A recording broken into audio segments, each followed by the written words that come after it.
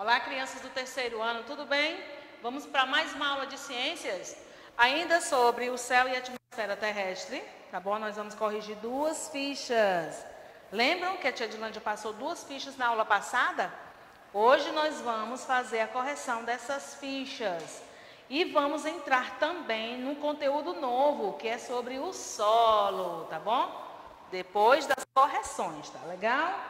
Então, o que é que diz aí a ficha de página 81? Observa a imagem a seguir e responder o que se pede. Nós temos aqui o planeta, né? Planeta Terra. Nós temos o Sol, né? Iluminando o nosso planeta, aquecendo o nosso planeta. Nós temos aí, né? A atmosfera, né, que protege, né, que é uma camada que protege, né, a nossa Terra aí.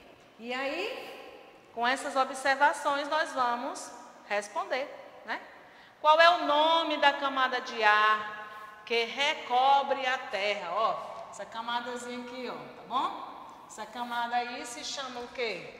Atmosfera. Quem colocou o nome atmosfera, acertou, tá bom? Marcar um X nas 2 funções da atmosfera representadas na imagem, né? Qual é a função da atmosfera, né? No que ela nos ajuda, né? Ajuda a manter a Terra aquecida? Sim, não é?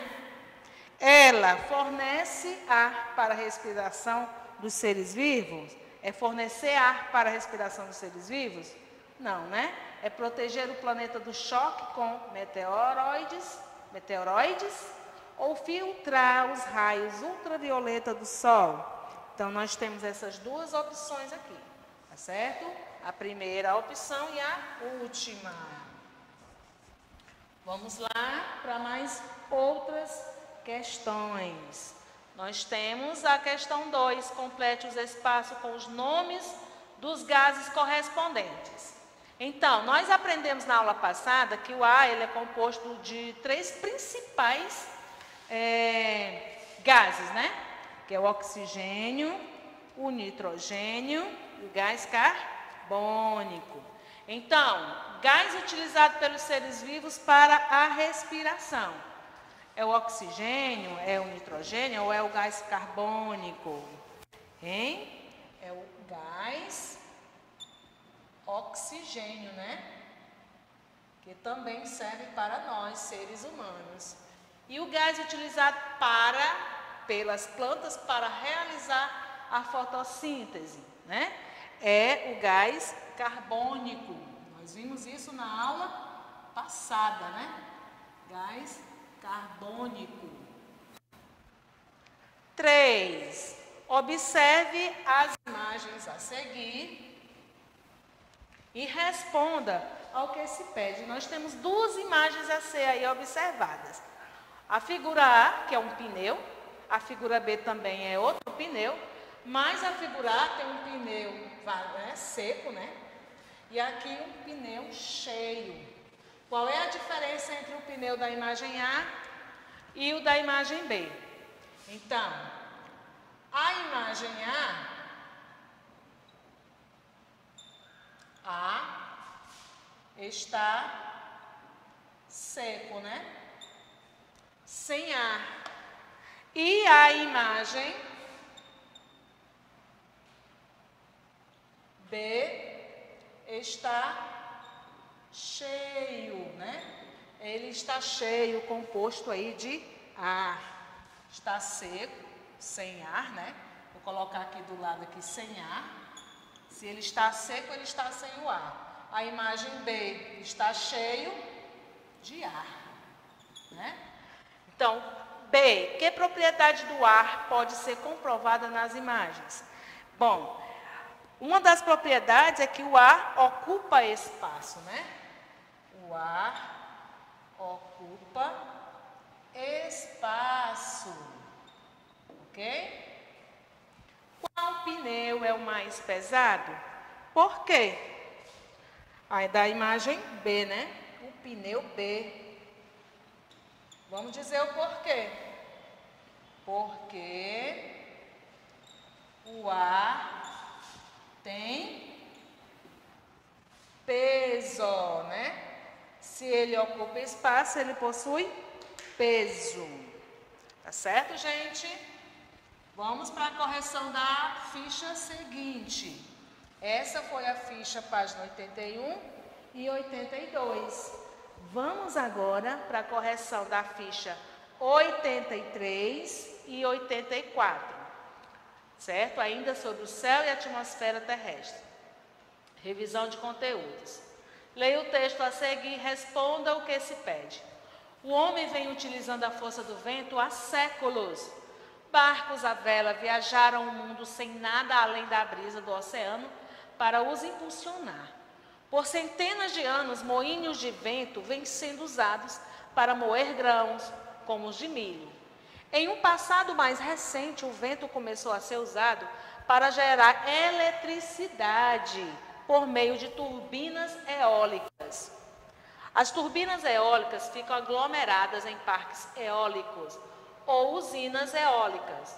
Um conjunto de muitas turbinas, às vezes aos milhares.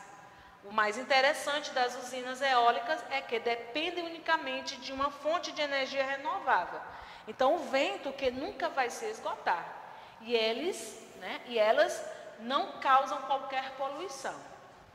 Mas tem algumas desvantagens.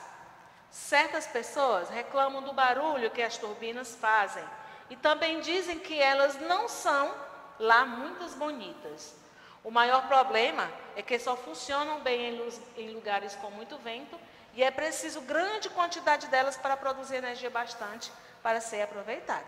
Então, vamos identificar nas imagens as formas de usar a força do vento, né, mencionadas no texto. Nós temos barco à vela, moinho de vento e turbinas eólicas. A primeira imagem, nós vamos identificar ela aí como turbina eólica. Turbina eólica. Na segunda imagem, barco à vela, né? Ó. Barco à vela. E na terceira imagem, moinho de vento. Moinho de vento. Então, gente, é essa a utilidade do vento, tá? Também para gerar, né, a energia. Também mover os moinhos, né? Moinho de vento. E também aí, ó, para os barcos, né? A vela. Para as navegações, ok? Então, aí uma das utilidades do vento. B. No texto, sublinhe de verde as vantagens das usinas eólicas, depois sublinhe de azul as desvantagens. De azul, nós já temos bem aqui, ó. Mas tem algumas desvantagens, ó. Reclamam do barulho, as turbinas também dizem que elas não são muito lá bonitas. O maior problema é que só funcionam bem em lugares com muito vento. Então, tudo isso aqui, ó, vocês vão estar sublinhando aí com a cor azul. Passar um traço aí com a cor azul. E está pedindo para sublinhar de verde as vantagens, né? Então, as vantagens, nós podemos estar aí sublinhando, onde diz aqui, ó, dependem unicamente de uma fonte de energia renovável, né? Então, nessa partezinha aqui, vocês vão estar pintando aí passando, né, sublinhando, passando um traço aí de verde. Tá legal? Dê uma pausazinha aí no vídeo, se você está aí corrigindo aí bem direitinho a sua atividade. Tá bom? Vamos agora para a página 84. 2. Observe as imagens a seguir, depois faça o que se pede. O que é que você vai fazer, né? Nós temos aí um carro com bastante fumaça, né, poluindo o ar. Nós temos as queimadas, né, de algumas dessas árvores aí também poluindo o ar. Temos as fábricas também com a poluição do ar. E na outra você vai desenhar, né, uma situação em que, né, algo possa estar aí poluindo o ar, tá bom? Nós vamos agora, gente, essa questão aqui ela é bem pessoal. Vamos agora passar para o nosso livro, tá? Você vai criar aqui legendas para essas imagens. E no último quadro, desenhar, né, uma maneira de evitar a poluição do ar.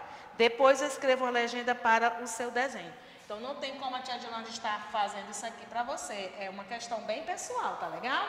Vamos agora lá para o nosso livro, que a correção de fichas já acabou. Página 90... Não, perdão, página 138. 138. Isso, lá na 138, onde fala sobre a poluição do ar. Isso. Então, nós temos aí um pouquinho da poluição do ar. Observe a imagem ao lado. Olha aqui, ó, essa imagem aqui a gente vê um azulzinho aqui, mas também algo acinzentado, né? Se misturando aí com a cor do céu. Né? O que é que você acha que isso aí é? Né? Estamos falando de quê? De poluição do ar. Só pode ser o ar poluído, não é? Nem sempre vemos o céu azul durante o dia. Às vezes ele se torna acinzentado. Isso ocorre quando há muita poluição do ar. Então, a poluição do ar ocorre devido ao lançamento de substâncias poluentes como fumaça, fuligem e gases tóxicos na atmosfera, certo? Então, a principal causa da poluição do ar é a queima de combustíveis por veículos, como carro, ônibus e aviões. As indústrias, as queimadas nas florestas, a queima de lixo também podem estar poluindo aí o ar, tá certo? Muitas vezes aquelas pessoas quando vão fazer novos plantios, precisa, né? Dali daquele solo, acabam fazendo as queimadas, e ali essas queimadas, elas acabam prejudicando o ar, né? O ar que a gente respira. Então, o ar poluído, ele prejudica tanto o ambiente como a nossa saúde, né? A saúde dos seres humanos. Um dos principais problemas ambientais relacionados à poluição do ar é o aquecimento global, né? Ou seja, o excesso de gases tóxicos na atmosfera faz com que ela absorva o maior calor do Sol. E isso leva à intensificação do efeito estufa e o aumento da temperatura média da Terra, provocando aí o aquecimento global. Então, esse fenômeno causa mudanças do clima do planeta, que ocasionam secas, chuvas excessivas e derretimento das calotas polares. Certo? Então, nesse caso aí, gente, nesse caso, nós temos aí, né, nós vimos o que causa a poluição do ar. Então, é justamente o que você vai fazer agora na questão seguinte, tá bom? Vamos lá. Então, fuligem, o que é fuligem? Pequenas partículas pretas que se originam da queima de combustível, como a gasolina e o álcool. Efeito estufa é o fenômeno natural que absorve parte dos raios solares próximos à Terra, mantendo-as aquecidas. Vamos agora ver o de olho no local. Certo? Como você avalia a quantidade do ar da região em que você vive, né? No local onde você mora. Como é que você vai avaliar aí o ar, né, que você respira? Vamos observar que essa classificação aqui, né? Circule a cor que melhor representa a quantidade, qualidade, não é a quantidade, que maior representa a qualidade do ar na sua região. Então, você vai circular se for muito boa, média, ruim e muito ruim. Como é que está aí a poluição do ar da sua cidade? Então, você vai verificar, né? E vai estar circulando aqui. Ah, será que está boa? Será que está ruim? Certo? Então, agora justifique a sua escolha. Você vai justificar aí. Tá legal? Então, com a lupa na mão, você sabia que ao adotar algumas atitudes simples no seu cotidiano, é possível melhorar a quantidade do ar da região em que você vive? Então, você vai pesquisar 3 atitudes que podem contribuir para evitar a poluição do ar. E escreva na linha seguinte. Então, também é uma questão bem pessoal. Você vai pesquisar, eu acredito que você já tenha feito isso, tá bom? Uma delas é não fazer queimadas, né? está aí cuidando, né, dos escapamentos dos carros também. Não queimar, né, fazer muita queima de lixos, né, em locais que não pode. E várias outras aí, né, atitudes que você pode estar pesquisando. Legal? Vamos agora para o nosso assunto de hoje, que é o solo. Então, o que é que nós podemos observar aí, né? Falando de solo, né? Nós vemos aqui uma mão de uma pessoa segurando a terra, né? Então, isso aqui dá para a gente perceber o quanto a terra é valiosa, né? Para nós, seres humanos, para os animais e para as plantas, né? Então, nesse caso aqui, nós vamos estudar sobre o solo, né?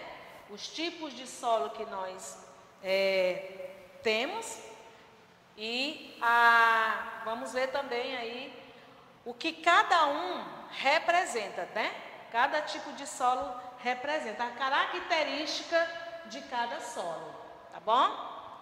Porque nós não temos apenas um tipo de solo, nós temos aí 3 tipos de solo que nós vamos estudar hoje. Nesse capítulo você vai estudar o solo e a importância dele para a vida na terra e para os seres humanos. O que há sobre a palma da mão da pessoa representada na imagem? A gente viu que é terra, né? Você já tocou o solo? Como ele é? Do que ele é composto? Vamos ver agora as características do solo. O solo também conhecido como chão ou terra, né? É a parte que a gente pisa. É onde vivem muitos seres vivos, incluindo nós, seres humanos.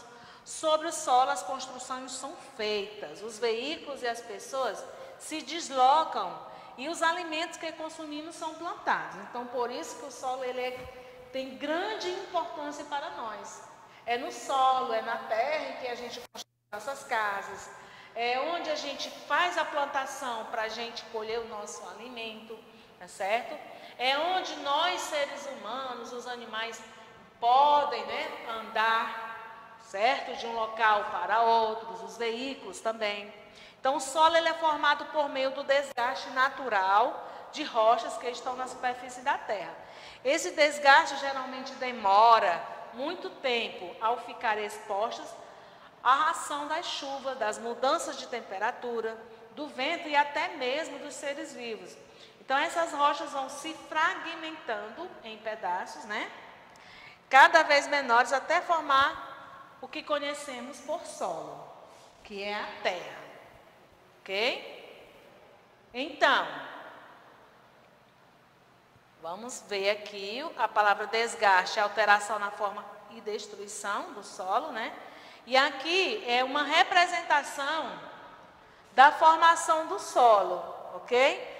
Essas figurinhas aqui, elas representam a formação do solo. Então, primeiro, vem a ação do sol, da chuva, do vento e de alguns seres vivos, né? Ó, fragmenta a rocha, ou seja, deixando em pedaços bem pequenos, né? Quando fala em fragmenta, são em pedaços bem pequenos. Então, depois, ó, as plantas começam a se desenvolver entre os fragmentos da rocha, né, dos pequenos pedaços, quebrando mais ainda, né, e formando o solo aos poucos. Depois disso vem o que, ó? Os restos de plantas e animais agregam nutrientes ao solo, permitindo o crescimento das plantas maiores. Então, é dessa forma que vem aí a formação do solo. Tá bom? O eu cientista, pessoal, ó, é necessário quais materiais? Giz de lousa, isso aí vocês vão tentar fazer em casa, tá?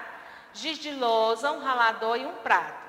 Então, vocês vão comparar aí, né? Vão fazer essa experiência e depois usar o ralador para ralar o giz. Você vai pegar o giz, né? Pegar um raladorzinho e ralar o giz, certo? E depois vai responder essas questões aqui. Como o giz ficou depois de passar pelo ralador? O giz está dessa forma, né? Você vai desenhar aqui. Vai representar por meio de desenho. Então, como o giz era antes, então você vai desenhar dessa forma que o giz está. E depois que você passar no ralador, você vai desenhar aqui como foi que ficou, tá certo? O giz. E vai comparar aí essas situações aí. Então, o giz inteiro pode ser comparado à rocha ao solo? Sim. E o giz em pó? Podemos comparar à terra, né? O giz inteiro podemos comparar a rocha. E depois de ralado, podemos comparar o pó do giz com a terra, né? Com o solo. Então, C. No ambiente, quais fatores desgastam a rocha, assim como o ralador desgastou o giz? Então, depois da experiência, vocês vão tentar aí responder, tá? Isso é uma tarefa de casa. Vamos ver os tipos de solo. Nós temos 3 tipos de solo, tá bom? Temos o solo arenoso, temos o solo argiloso e temos o solo também umífero. Vamos ver cada um. Os solos são formados por fragmentos de rochas e por outros componentes como água, ar e matéria orgânica, ou seja, resto de plantas e de animais mortos. Então, o solo arenoso, ele é como? Ele é poroso e permeável, o que permite a água que seja rapidamente absorvida pela areia, como ocorre nas praias. Isso acontece porque existem espaços entre os grãos de areia que facilita a passagem de água. Então, esse solo arenoso, ele faz com que a água, né, seja rapidamente absorvida. Então, ele é poroso e ele é permeável. Poroso é que possui uns porozinhos, né, fazendo com que a água, né, seja rapidamente absorvida aí. Então, o solo arenoso tem essas características aí. Vamos agora para o outro tipo de solo argiloso. Aqui é um tipo de solo argiloso que, ao contrário do solo arenoso, o solo argiloso encharca, ó. Não faz com que a água, né, seja absorvida. Então, o solo argiloso encharca-se facilmente, né, deixando a água aí, ó, parada. Isso acontece porque ele é formado por grãos de argila, bem menores que os grãos de areia, que se unem diminuindo os espaços entre si. E nós temos também o solo humoso, né, ó, umífero, de humus. Contém mais humus do que os demais tipos de solo. Além disso, o solo umífero é considerado um tipo de solo fértil, pois mantém água, ar e nutrientes em quantidades equilibradas para que a maioria das plantas se desenvolva nele. Então, são 3 tipos de solo existentes, né, aqui. Então, vamos ver, argiloso, umífero e arenoso, cada um com as suas características, tá certo? Vamos prosseguir aí mais um pouquinho, tá legal? Vamos ver aí a página seguinte. Humus, gente, é um material composto das fezes das minhocas e de produtos da decomposição dos corpos dos seres vivos, tá bom? Aí é uma experiência que também a tia Dinândia vai passar para vocês, tá legal? Vamos ver aí a página seguinte. Seres vivos que habitam o solo. Isso aí a gente vai deixar para a próxima aula, tá bom? Porque a nossa aula vai ficando por aqui e essa aqui a gente vê na próxima aula, tá legal? Então, a aula da tia Dinândia vai ficando por aqui. A tia Dinândia também vai deixar uma atividade para vocês desenvolverem em casa. Tá legal? Um abraço e até a próxima aula.